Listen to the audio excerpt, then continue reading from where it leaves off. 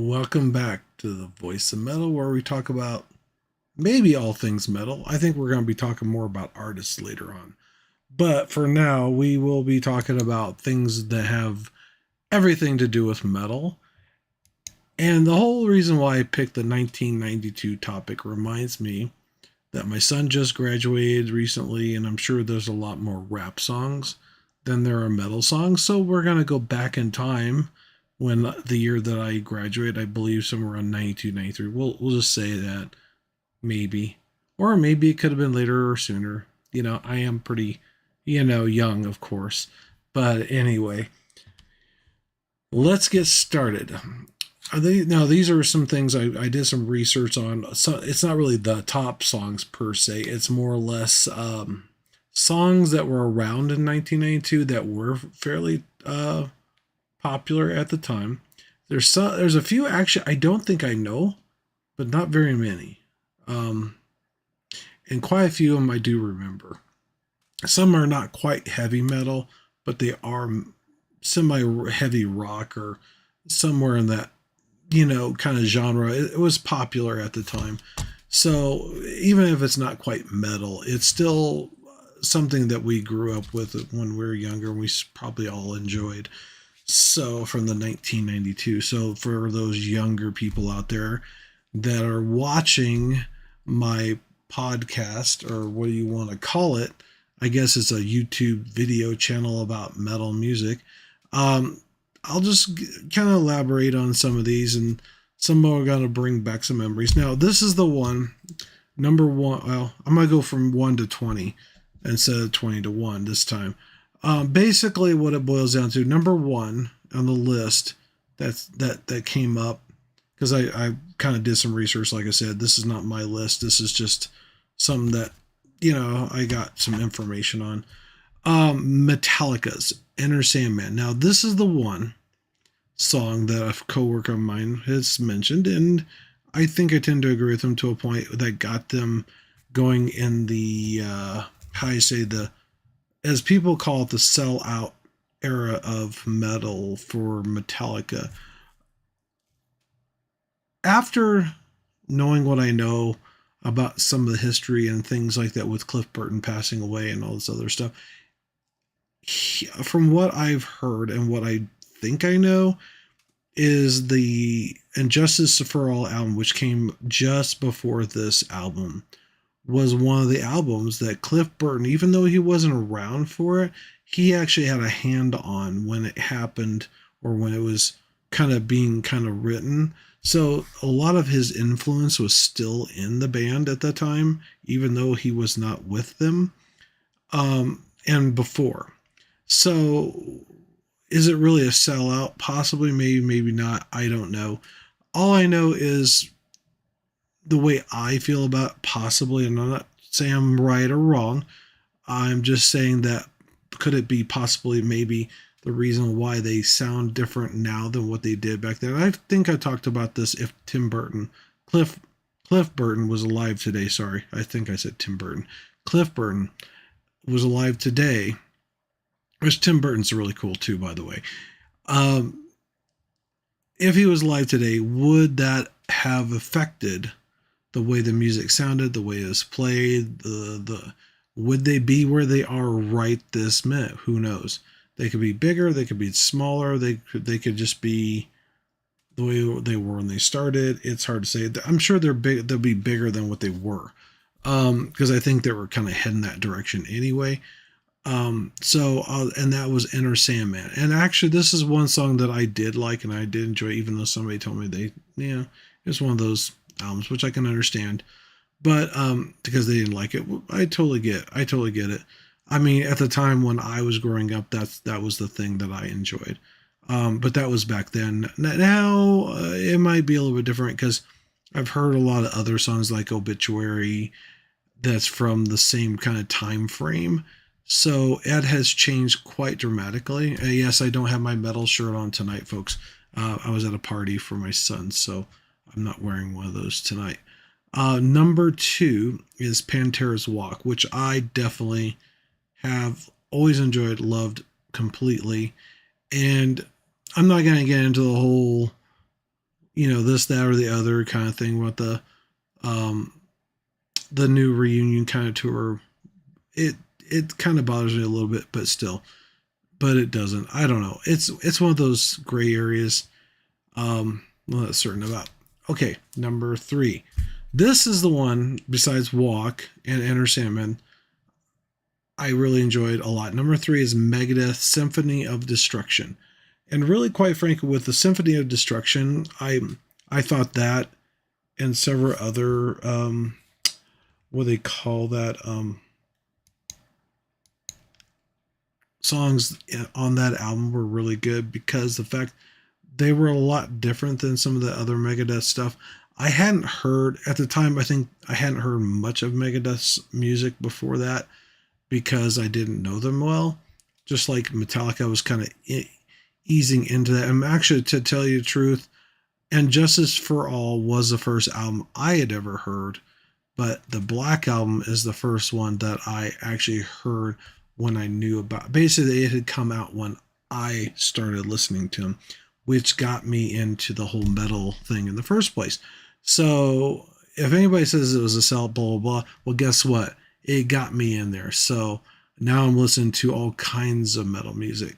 I mean, we're talking Slayer and Pantera, Lamb of God, um, Obituary, all the other good ones, right, out there that are not quite as big as them, but they are still worthwhile listening to. So if you've never heard any of those bands, definitely take a gander and definitely listen to those bands because some of them have been around for a very long time. Some of them haven't been around. And by the way, just so you guys know, to me, anything before 2000 is an older band. After 2000, I consider more newer, even though they have been around, kind of like Slipknot. They're fairly new, but technically I think they're around in 1999. So technically they are an old band. And then Gojira is, to me personally, a little bit more newer, even though they have been around for quite a long time. And I won't argue that point with anybody because I've gotten kind of, lectured on that. So, and I totally understand people getting lecturing me on that, which I totally get and I totally understand because I kind of said it wrong when I said and new bands like, and I said like this band. I go, that's not what I meant. But anyway, number 4, Fear of the Dark, which reminds me, there is another song of theirs that I love that actually Machine Head has done. And this one is just as good as that one, and if not better. I definitely love this song a lot. Iron Maiden, I never listened to when I was growing up, but later on I did start listening to them. Now this is another one, Guns N' Roses, number 5 with November Rain, which actually I did enjoy quite well. Quite a few of the Guns N' Roses songs, even though they're kind of geared more for, I think, the female listener audience, but they still had some good music out there. And we still remember Slash and all this other stuff. And we've seen all the new commercials out there with, Slash being, interviewed for a band, which is hilarious. I like how they says, don't worry, you're in. And say, oh, cool, kind of stuff. But that, that's the kind of stuff that I guess he has to do. I don't know. But they're still playing even now. But man, I tell you, Axl, I've heard, has gotten pretty not as handsome as he used to be, or at least the way ladies would say. It depends. I'm not a guy. I mean, not into that, so I ain't going to go there. Anyway, number 6 is Slayer, Seasons in the Abyss. Now, I will be honestly say that back in the day, back in the time Megadeth and Metallica, I hadn't heard much of Slayer's music at the time, but later on I did. Sepultura, I did know. They were kind of in the same realm. They were not quite well, for most people, they were not super well known. They're not radio, I say, styled music. They weren't played on the radio at all, if not hardly at all. But I think I might have heard a couple Slayer songs back in the day with MTV's, what do they call it? What I'm talking about. The thing that played metal music. Anyway, going on we'll go, and this is a good song, by the way. It's the Seasons in the Abyss. A lot of their other songs are phenomenal. I've been listening to a lot more Slayer.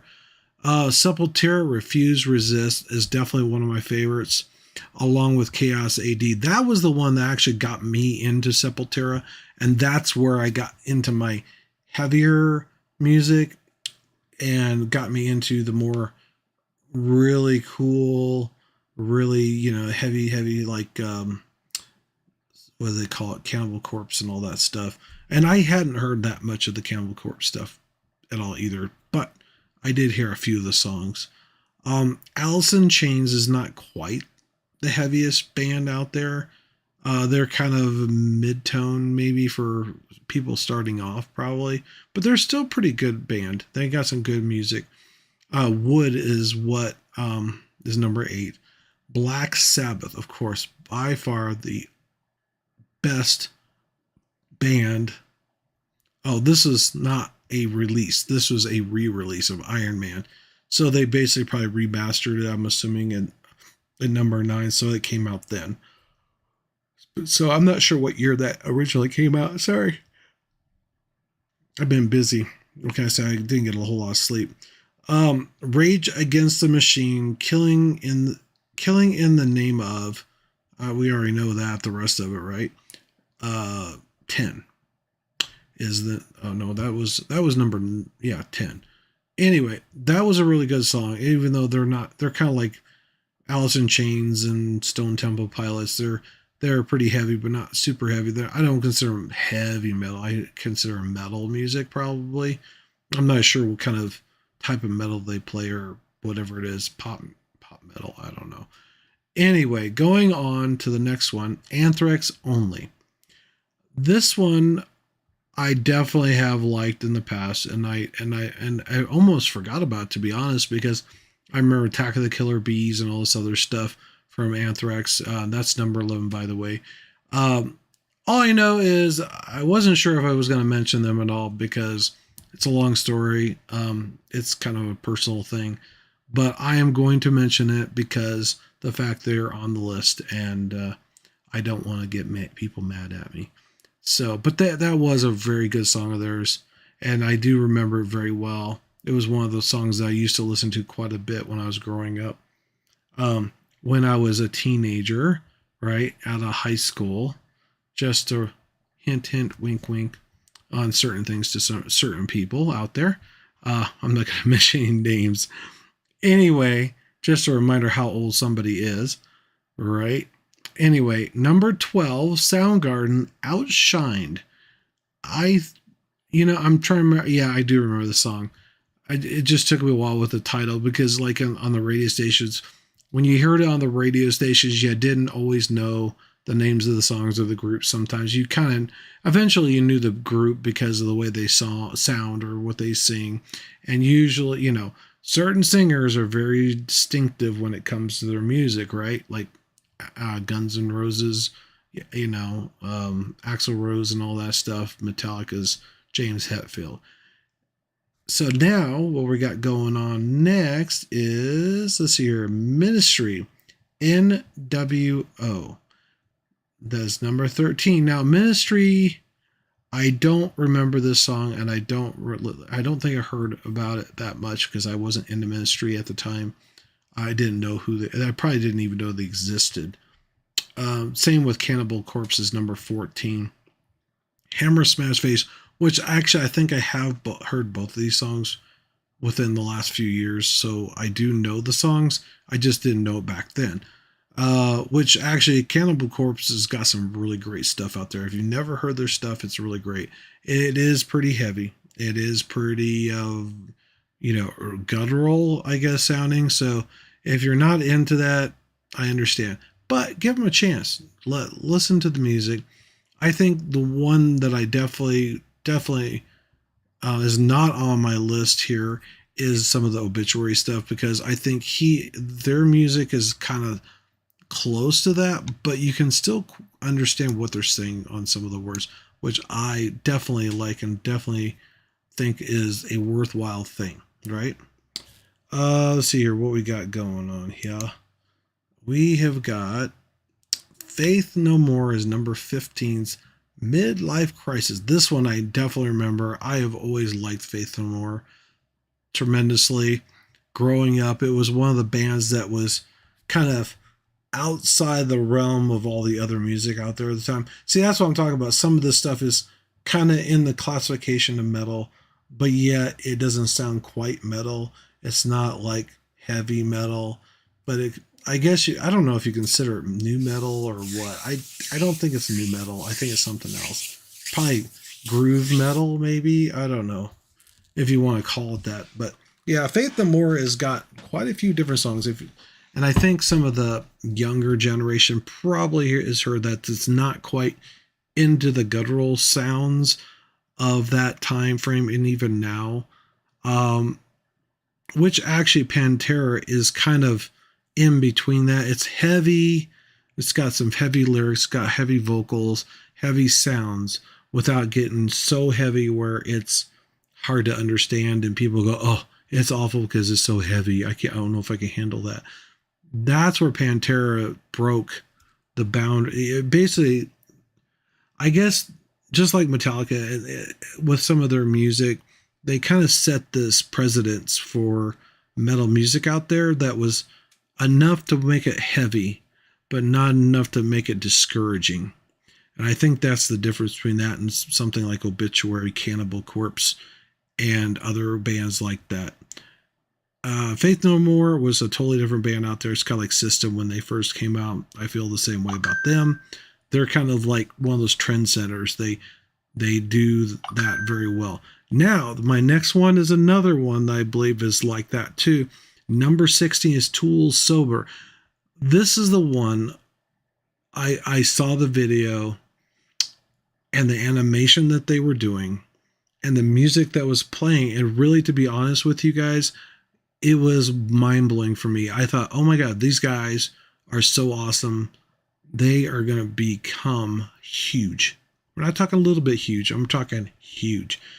And I was talking to one of my instructors. I was actually, this might have been, maybe I didn't graduate in 92 because I could have sworn that came out the same year that I started college. So maybe I don't know. Anyway, I could have sworn I don't remember. Anyway, I think the dates are all mixed up or something for me, or the song came out. I'll have to figure that out. But anyway, just so you know, Sober was one of those songs that I was telling somebody that I know that listens to different types of music. I said, you got to check these guys out. They're different. I think you'll like them because they always wore black. They always had this kind of, it was an instructor that I had. And I think she would really like it. And I told her that. I said, I believe these guys are going to be phenomenal. And they have been. And they have become. And they still are, even to this day. I mean, their concerts are selling out like massively. They're really expensive, unfortunately. I wish I would have gotten to see them before they got too expensive and stuff. But anyway, the next one is Dream Theater, number 17, Pull Me Under. I do remember this. They're not quite as heavy as some bands. They're just kind of more musical. I guess they're kind of like,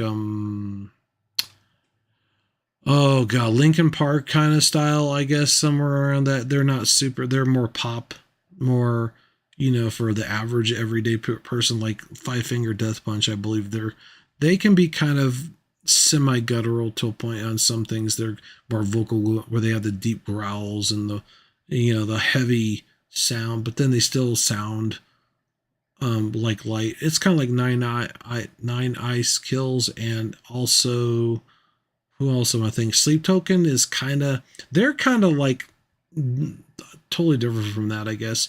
They don't sound too terrible, but they're just not my kind of music though. The next one is one of my favorites, I believe, because they're very long. They're very they kind of sound almost the same throughout most of their stuff, but they still sound really good. It was the way they sung it. They had a really good vocals. They had a good sound, and it kind of reminds you of Dracula or vampire-ish kind of sounds. It's called Typo Negative. Number 18 is Black Number 1. I think I do remember that song. I believe. I'm not a I don't listen to Typo Negative that much, but I definitely liked their music when I was growing up, and I did listen to it quite a bit. Now, this is one of my other all-time favorites, and this is not the one. I think this might be May '92 is not the right year that I graduated. I don't know, because there's some of these songs that don't match up with me when it comes to certain things. But anyway, that might have been when I was a freshman, junior, whatever. Some of these bands were out there singing other songs before that I remember. But anyway, Suicidal Tendencies, number 19, Nobody Hears, and I do remember this song very well, just like all the other ones. What is it? I can't remember the name of the song now. I know it. I think of it. It's about society in general. It's not now. It was like later on. Society in general with us, where we're talking about social media and this, that, and the other, and how things have gone insane, and how, we can't Photoshop certain things out. We can't do this. We can't undo the lies, the lies we post, and this, that, and the other. It's a great song, but it's the world gone mad. That's what I'm thinking of. I knew I could come up with a name. Anyway, just from talking about it. Okay, now number 20 is another one. Is that Morbid Angel again? No, Morbid Angel is another one. Never mind. I was thinking of another group. Morbid Angel, God of Emptiness. So to set the record straight, I did not know much about Morbid Angel, but I think I did hear some of their stuff, like Biohazard and some other ones at the time, on MTV, of course, because the record people on the radio stations didn't play it back then, which kind of blows my mind that they didn't play some of this good stuff. Like Sacred Reich is another one. They were probably out there playing music about this time. I'm not sure what albums were out in 92. But yeah, it's one of those bands that I think definitely deserve credit where credit is due. And really, to be honest, I had seen their logo, I had heard the name, but never listened to the music until was it last year or 2 years ago? So I feel like I've been deprived over all these years because the music industry and the radios did not play their music.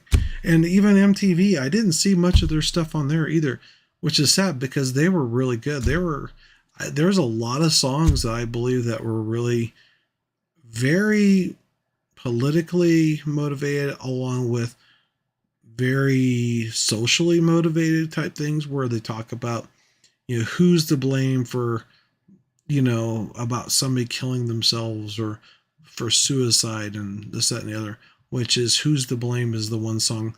If you haven't listened to it, trust me, it's well worth listening to. I love the song very much. And some of the other songs, it's about America, which is really good. It's about how we sell out kind of things, this, that, and the other. It's really good. Trust me. I wouldn't lie to you. But anyway, so, I do appreciate each and every one of the people that have been watching, each and every one of the people like and subscribe to videos, the people who even make the comments that criticize me. I appreciate you guys too.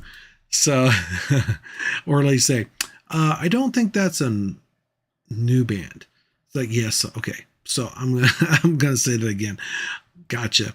Thanks for the tip. I appreciate it. I just worded it wrong.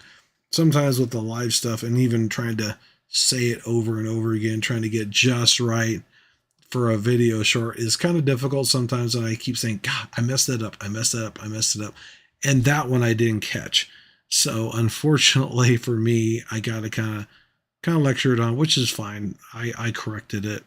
So I do appreciate that. And I'll probably make more mistakes, but hey, I'm only human and this is a live stream. So you'll have to forgive me for that. So I appreciate everybody's time, patience, energy, and love out there in the metal community. Because to me, without you guys, this channel will not grow, will not thrive, and we will not be able to share what I feel is some of the best music out there with the rest of the world, and to showcase the people that we all know and love, right? And plus hang out with, actually, because like I said before, and I'll say again, the whole reason why I started this is because the people that I talk to, the people I got to know a little bit are phenomenal people. And I'm sure the people that helped them on the stages and all that stuff, especially with the pandemic going on, those people had to deal with not having any money. At least the musicians kind of had some avenues to pursue, like making another album, doing, things online, like a live stream, like virtual concerts and stuff, which they don't need too many crews to set that stuff up. But those people are the unsung heroes of the industry along with the musicians themselves. So if you ever see a stagehand, go up to them and say, thank you so much for your time and your effort. It's just like a veteran. You thank them for their time and effort. Thank the guys behind the scenes, because those guys make what happens for all of us, along with the musicians. And I'm sure the musicians would definitely agree with me on that. And I thank you for being a part of my channel to help bring that to you and everybody else. And hopefully with the interviews that we have later on, that will make things happen. And then people will see the people of metal as people like anybody else, and how great of people that they really are. And maybe even get to know why they did the songs they've done and what's the purpose of the songs that they sing. Because I think that says a lot right there. It's sometimes people think, oh, it's noisy, it's loud, but really what it is, it's basically, it's a statement with a different tone of voice. That's why I believe, that's what I've said before in my it's persuasive speech that I did in college. I did that as a topic for my how you say speech that I did in college. That was my title. This is, a lot of people say it's much more than noise. It's a statement with a different tone of voice. So make sure that your voice is heard. Make sure people understand that metal music does have some meaning, does have some value. It's much more than just the noise that they think they hear. Let them listen to the lyric. Let them read the lyrics along with the music. Trust me, they'll understand, I think, afterwards. Who knows, right? Thanks for watching. Don't forget to bang the like and subscribe button out there, people. And I appreciate, like I said, each and every one of you for following, liking, and subscribing. Hopefully, after a while, we will get somebody on here to talk to, because I would definitely love to hear from some of them and get to hang out with them, and maybe even have some people in the live chat while they're here. So we'll see. Take care.